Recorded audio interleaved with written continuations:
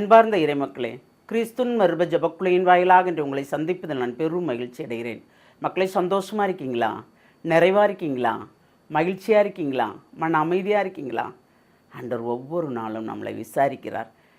எங்களை மாதிரி ஆட்களையும் உங்களையும் வைத்து பிறரை விசாரிக்கும்படி அவர் செய்வார் இல்லையா?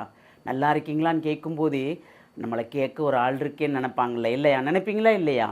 ஆமாம், அப்படி நினப்பு வரும்போதே ஆண்டவர் மூலமாக கேட்கிறார்கள். அப்படி ஒரு எண்ணம் வரும்போதே நமக்கு ஒரு நிறைவாக இருக்கும், மனமும் அமைதியாக இருக்கும். அப்படி கேட்கும்போது அதில் ஒரு நிறைவான சந்தோஷமும் கிடைக்கும். அந்த சந்தோஷத்தை கொடுப்பவர் யார்? இறைவன் தான். அந்த சந்தோஷத்தை எப்பொழுது நமக்குள் வைத்து கொண்டு நாம் நிறைவாக வாழும்போது எல்லாமே நலமாக நடக்கும். இன்று அவர் நமக்கு என்ன இறைவார்த்தை தருகிறார் பார்ப்போமா? எஸ்ஐயா எழுதிய நூல் அதிகாரம் 58 இறை வார்த்தை 10-11 முடிய. பசித்திருப்போருக்கு உன்னையே கையளித்து வறியோரின் தேவையை நீ நிறைவு செய்வாயானால் இருள் நடுவே உன் ஒளி உதிக்கும், இருண்ட உன் நிலை நண்பகல் போல் ஆகும்.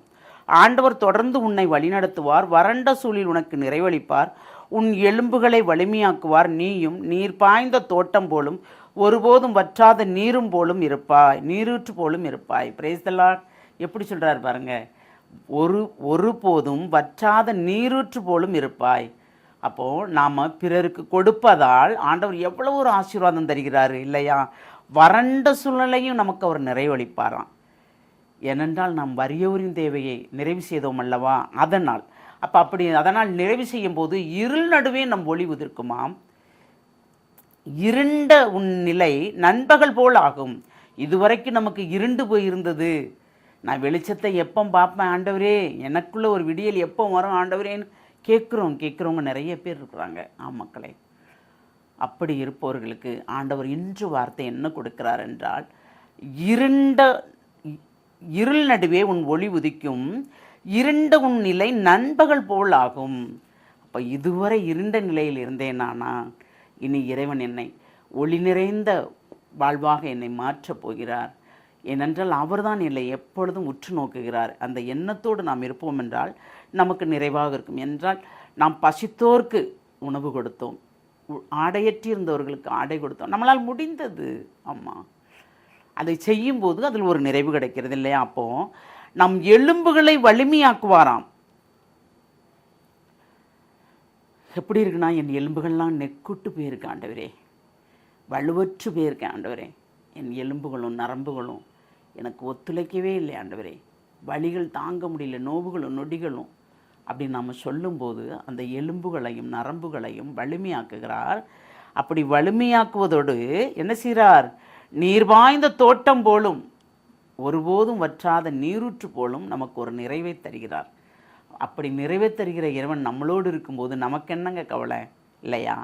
அப்போ நாம் என்ன செய்ய வேண்டும்? இந்த 40 நாட்களும் நாம் என்ன செய்தோம், என்ன ஒருத்தல் இருந்தோம், நம்முடைய சிந்தனைகளை எப்படி ஒருத்து கொண்டோம், நம் சொல்லா செயலா, நம் நடத்தையா, பிறருக்கு பகிர்ந்து அளிப்பதா, இப்படி நிறைய காரியங்கள் இருக்கு இல்லையா?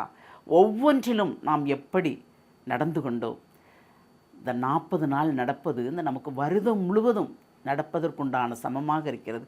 சில பேர் வருடம் முழுவதுமே கொடுப்பார்கள் இல்லையா? கொடுக்கிறவர்கள் இருக்கிறார்களே என்று சொல்லவில்லை. அப்படி கொடுப்பவர்கள் இருக்கிறார்கள். ஒருவருக்கு தெரியாமலே ஒருத்தருக்கு கொடுக்கிறார்கள், அறிந்திருக்கிறோம் நாம். ஆனால் நாம் எந்த நிலையில் இருக்கிறோம்?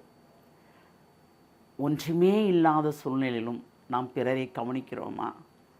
பிறரை விசாரிக்கிறோமா? எப்படி இருக்கிறாய் என்று கேட்கிறோமா? ஆண்டவர் நம்மளை கேட்க ஒரு ஆள் கொடுத்தார், நாம் பிறரை கேட்கிறோமா? அதுதான் இப்போதுங்க கேள்வியாக நிற்கிறது. நாம் பிறரை கேட்போம் என்றால் கண்டிப்பாக வறண்ட சூழ்நிலையும் நமக்கு வாழ்வு இருக்கும், நிறைவாக இருக்கும். இனி நமக்கு இருளே இல்லை, எப்பொழுதும் ஒளிதான், நண்பகல் தான் நமக்கு இல்லையா? அப்போ அந்த நண்பகலை தரப்போகிறவர் யார்? இறைவன்.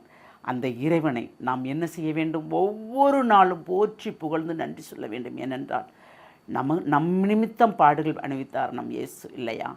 அவர் நாமத்தை மகிமைப்படுத்த நாம் என்ன செய்ய வேண்டும் என்பதை ஓயாதவரிடம் கேட்கும்போது தூய ஆவி நமக்கு வெளிப்படுத்துவார். அதன் மூலம் நாம் நிறைவாக வாழலாம் இல்லையா?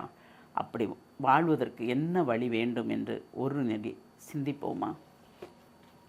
தாயும் தந்தையுமான இறைவா, ஆமாண்டரே, இறை வார்த்தையின் மூலமே எங்களை தெளிவாக்குகிறீர்.